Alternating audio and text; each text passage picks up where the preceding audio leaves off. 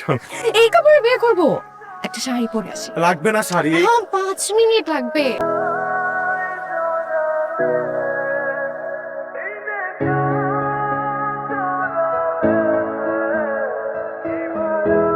আসসালামু আলাইকুম আন্টি। আগেরবারে বেয়াদবির জন্য সম্ভব হলে ক্ষমা করবেন। আপনার ছেলেকে আপনার কাছে ফিরিয়ে দিতে এলাম। হঠাৎ এত দয়া দাগ কিনল, কারণ কি? আমরা চাইলেই দুজনে আজকে বিয়ে করে ফেলতে পারতাম, কিন্তু আমি সেটা করিনি।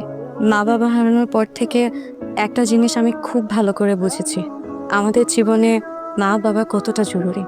আপনার ছেলেকে আপনি ছোট থেকে এত কষ্ট করে মানুষ করেছেন, আমি কিভাবে আপনার ছেলেকে আপনার থেকে ছিনিয়ে নিই বলেন? মা বাবার আদর আমি কোনোদিন পাইনি আন্টি। আপনার ছেলে যখন আপনার গল্প করতো, আমি না মুগ্ধ হয়ে শুনতাম। আমার শুধু মনে হতো আমার মা যদি বেঁচে থাকতো আমাকে হয়তো এভাবেই আগলে রাখতো।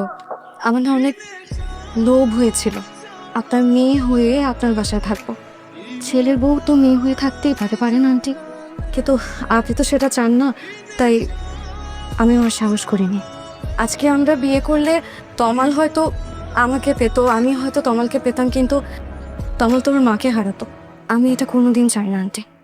খুব ভালো লেকচার দিয়েছো, হাততালি দেওয়া উচিত ছিল।